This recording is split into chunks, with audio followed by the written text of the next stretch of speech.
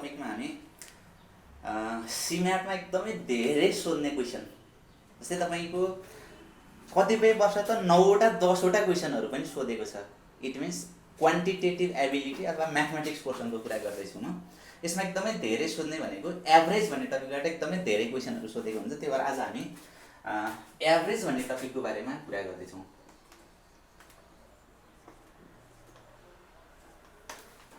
Okay, अब यो average भन्ने टपिकमा अलिकति बेसिक कुराहरु जान्नु पर्ने हुन्छ अथवा चाहिँ केही कुराहरु अलिकति गेस गरेर पनि कतिपय क्वेसनहरु लामो भइदिन्छ गर्दा गर्दै टाइम हुँदैन।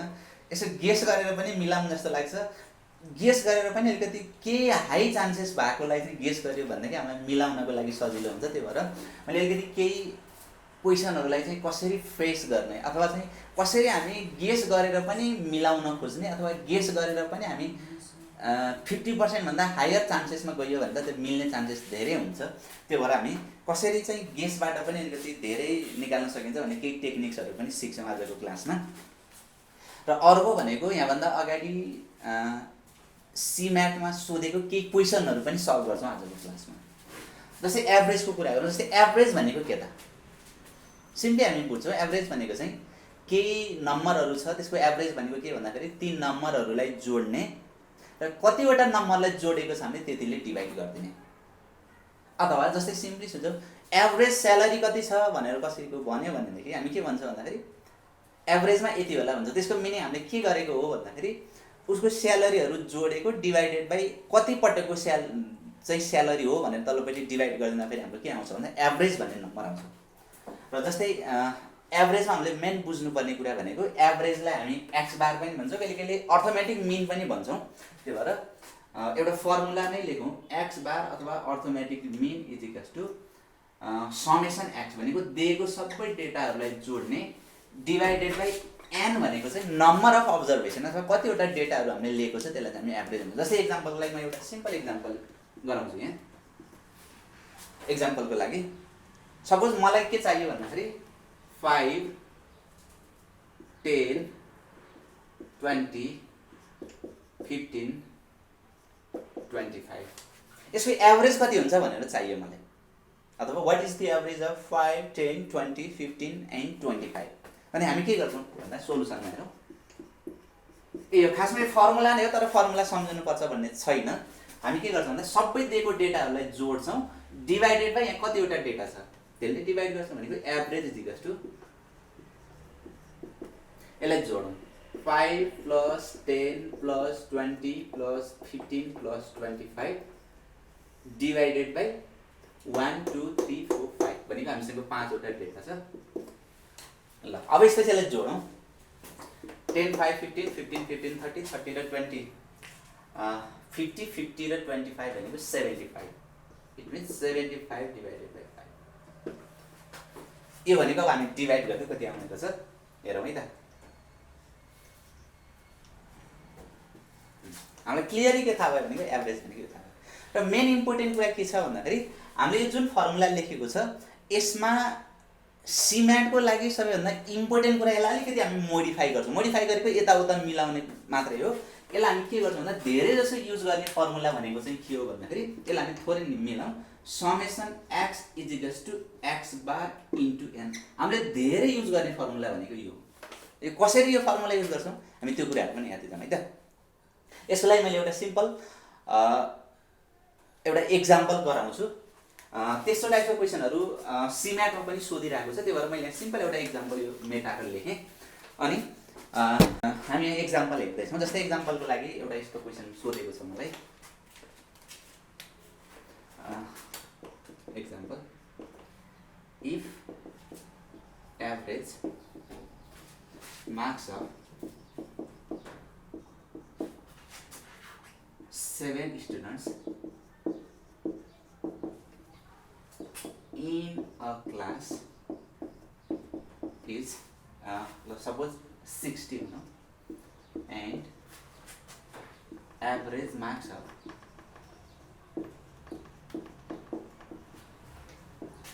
first 6 students is भनेको सुरुको 6 जनाको एभरेज मार्क्स चाहिँ लेट्स सपोज 50 छ भनेदेखि find the marks of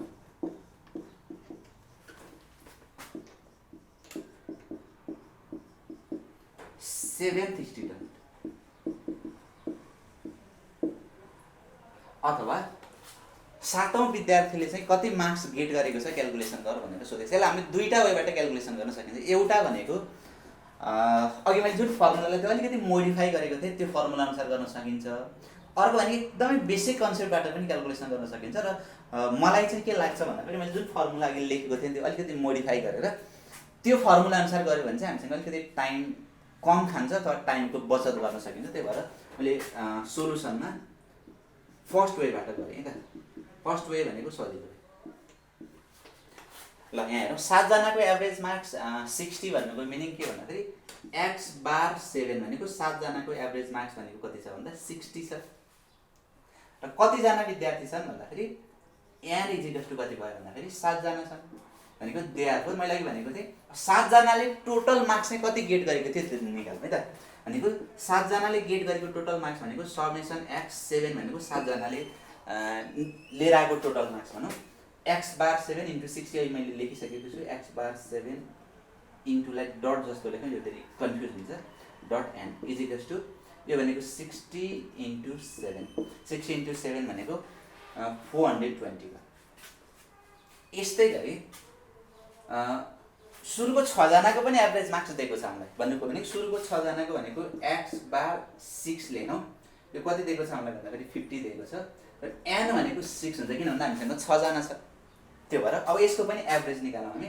average भनेको समेसन x6 भनेको देयरफोर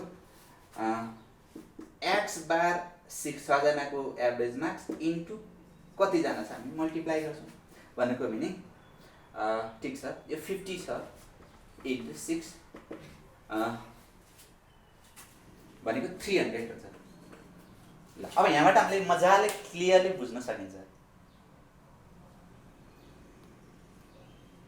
7 जनाले पाएको टोटल मार्क्स 420 सुरुको 6 जनाले पाएको टोटल मार्क्स 300।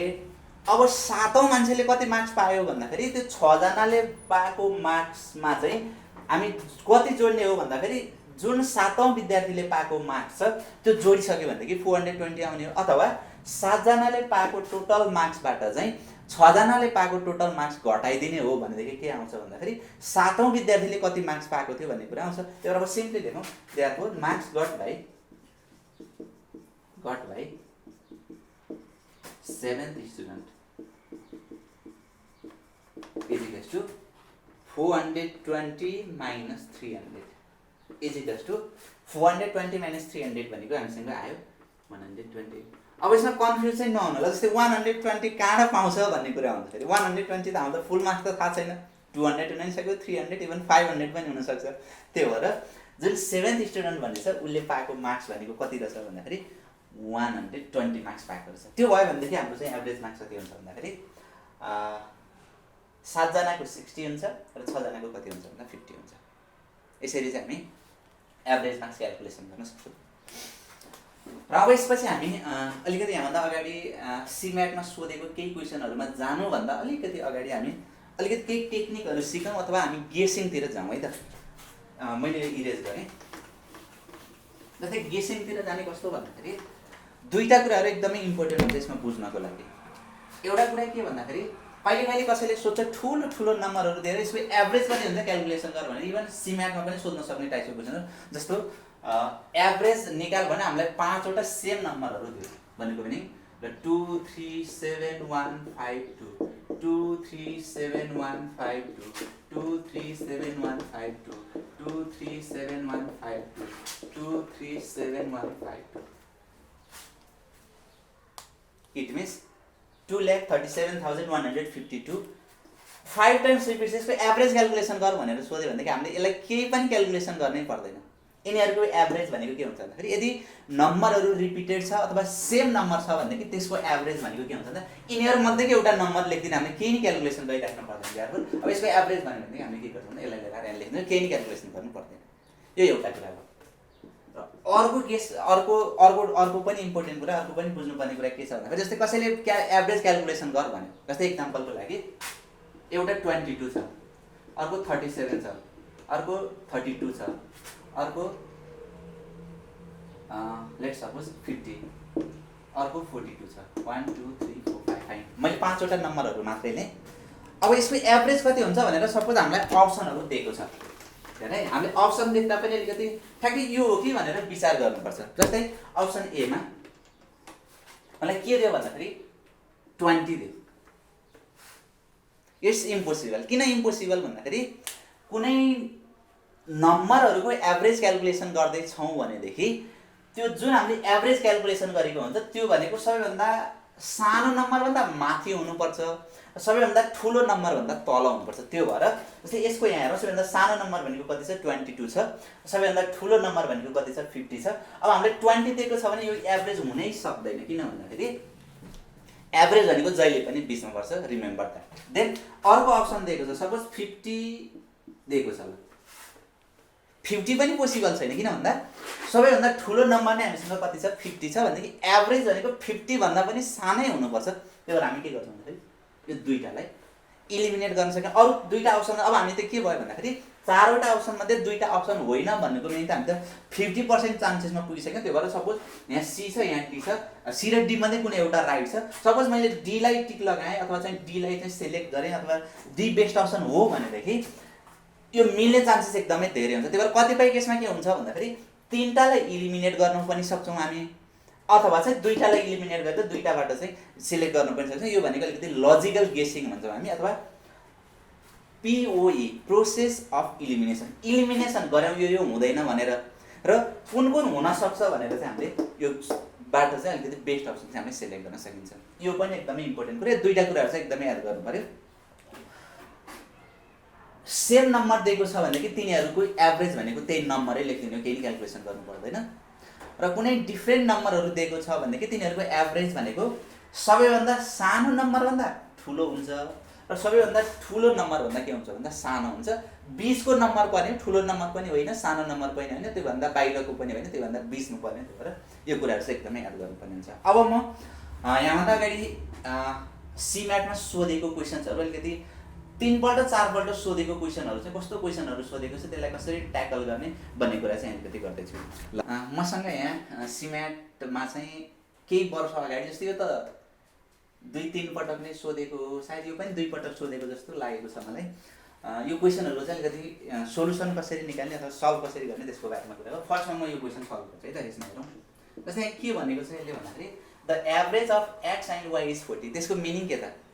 दुईटाको एभरेज भनेको दुईटा नम्बरलाई जोड्ने डिभाइडेड बाई 2 गर्ने भनेको x plus y divided by 2 is equals to 40। दुईटाको एभरेज भनेको यही हो। यसलाई थोरै अलिकति मोडिफाई गरौँ। यसलाई मोडिफाई गरौँ भनेको पनि 2 ले यता क्रस मल्टिप्लाई गरौँ, x प्लस y लेखौँ भनेको x plus y is equals to कति भयो भन्दा 80 भयो। भनेको x र y लाई जोड्दाखेरि कति आउँछ भन्ने कुरा हो 80। अर्को के दिएको छ भन्दाखेरि z इज इक्वल्स टु 10 दिएको छ हामीलाई भनेको and z is equals to 10 र क्वेसनले के सोधेको छ भन्दाखेरि what is the average of x y and z।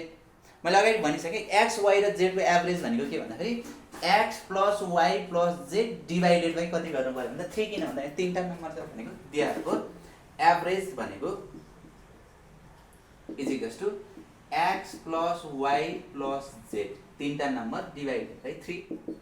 अब हामी के गर्छौँ भन्दा यहाँ x प्लस y को भ्यालु हामीले क्यालकुलेसन गरिसकेका छ अगाडि नै, कति हुँदो रहेछ 80। यो लिएर यहाँ सब्स्टिट्युट गर्ने, यति भ्यालु यो भनेको 80 प्लस z भनेको हामीसँग कति छ 10 छ, क्वेसनले दिएको छ 10 डिभाइडेड बाई 3 ले डिभाइड गर्दियौँ भनेको 80 प्लस 10 भनेको 90 भयो, 90 डिभाइडेड बाई 3 भनेको भने 90 डिभाइडेड बाई 3 भनेको कति हुन्छ 30 हुन्छ। भनेको सरी ठिक छ भनेको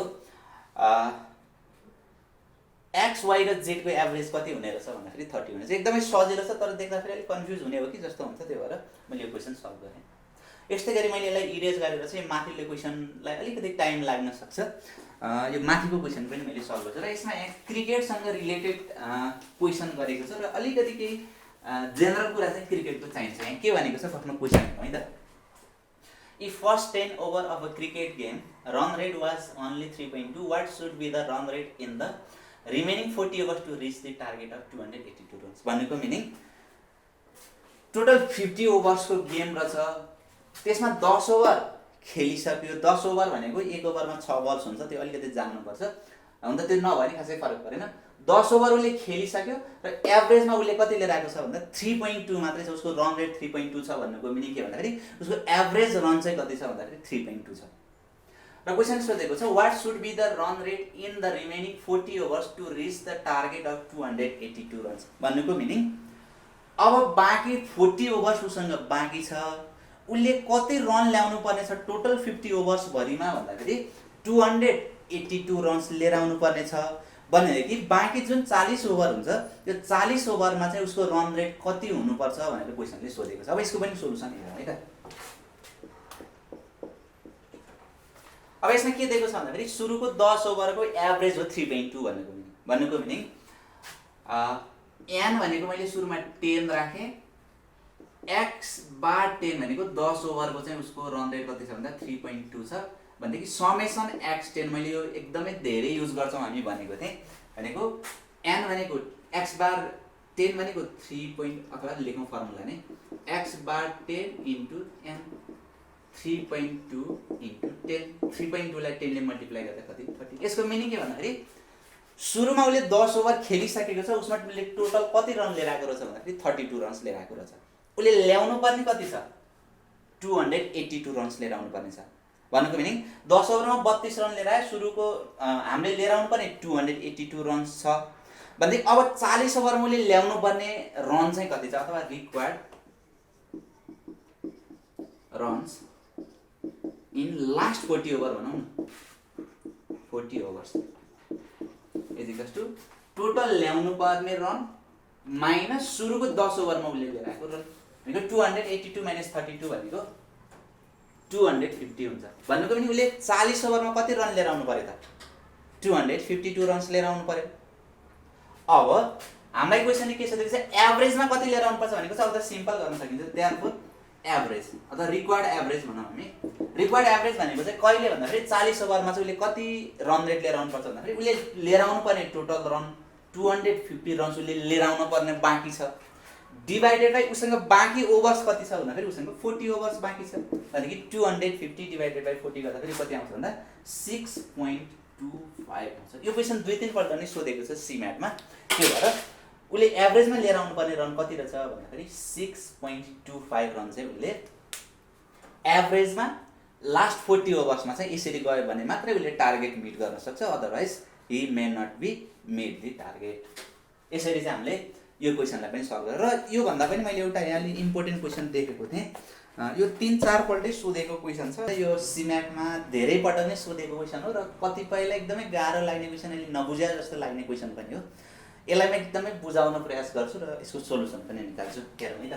क्वेसन यस्तो छ, a library has an average of 510 visitors on Sunday and 240 on other days भनेको पनि कुनै लाइब्रेरीमा सन्डे चाहिँ एभरेजमा 510 भिजिटर्सले भिजिट गर्छ अरे र बाँकी अरू दिन भनेको Monday Tuesday Wednesday Thursday Friday and Saturday चाहिँ 240 भिजिटर्सले एभरेजमा 240 ले भिजिट गर्छ अरे र what is the average number of visitors per day in a month of 30 days beginning with Sunday भनेको सन्डेबाट स्टार्ट गर्नु पर्यो, 30 डेमा चाहिँ एभरेजमा कतिजना भिजिटर्सले चाहिँ त्यो लाइब्रेरी भिजिट गर्छ भनेर सोधेको छ। अब यसमा अलिकति के बुझ्नु पर्यो भन्दाखेरि हामीसँग टोटल 30 डेज छ। पहिलो दिन के भयो भन्दाखेरि फर्स्ट डे भनेको सन्डे भयो। अब हामी के क्याल्कुलेसन गर्न खोज्दैछौँ भन्दाखेरि सन्डे चाहिँ कतिवटा छ त 30 डेजमा। अब यसपछि अर्को सन्डे कहिले आउँछ, अभियसली यसमा 7 जोडौँ, 7 + 1 भनेको 8th डेमा पनि के आयो भन्दा सन्डे आयो। अर्को सन्डे कहिले आउँछ, फेरि यसमा 7 जोडौँ, 15th मा पनि के आयो भन्दाखेरि सन्डे आयो। अर्को फेरि यसमा के गरौँ 7 जोडौँ, 22 मा पनि के आयो सन्डे आयो। अर्को फेरि 7 जोड्दाखेरि 29th मा पनि के आयो भन्दाखेरि सन्डे आयो। 29th डे पनि के हो भन्दाखेरि सन्डे भनेको हामीसँग टोटल कतिवटा सन्डे रहेछ 5 वटा सन्डे रहेछ भनेको पनि यहाँबाट टोटल कतिवटा सन्डे भयो भन्दा 5 वटा सन्डे। हामीले 30 डेजको क्याल्कुलेसन गर्न खोज्दैछौँ र बाँकी अरू चाहिँ मन्डे ट्युसडे भनेको अरू अदर डेज भनौँ हामी।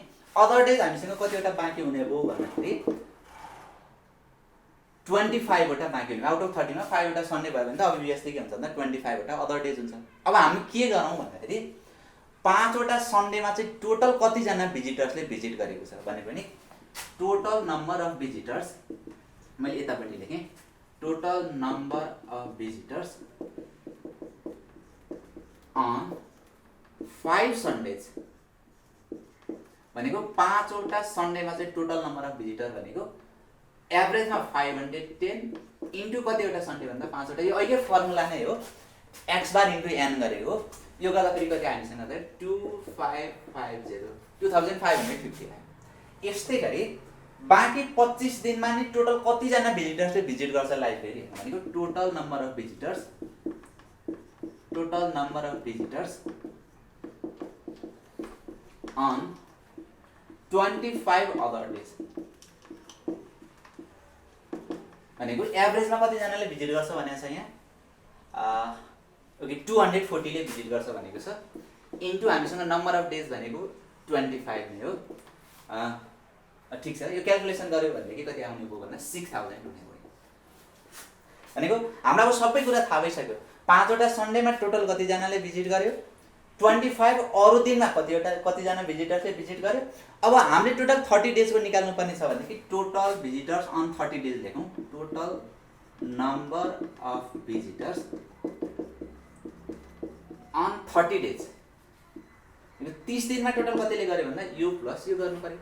2550 प्लस 6000 भनेको कति भयो भन्दाखेरि 8550 भनेको 8550 ले चाहिँ टोटल 30 डेजमा चाहिँ त्यहाँ भिजिट गरेको रहेछ।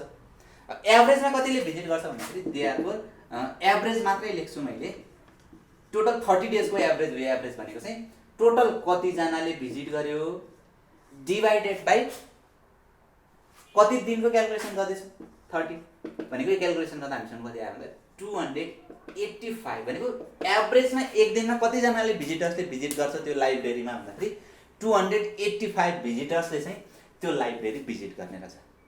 यसरी हामीले यो एकदमै अलिकति बुझ्नलाई गाह्रो लाग्ने टाइपको क्वेसन र धेरैपल्ट सोधेको क्वेसन पनि हो। त्यो भएर हामीले चाहिँ यसलाई चाहिँ यसरी क्याल्कुलेसन गर्न सकिन्छ।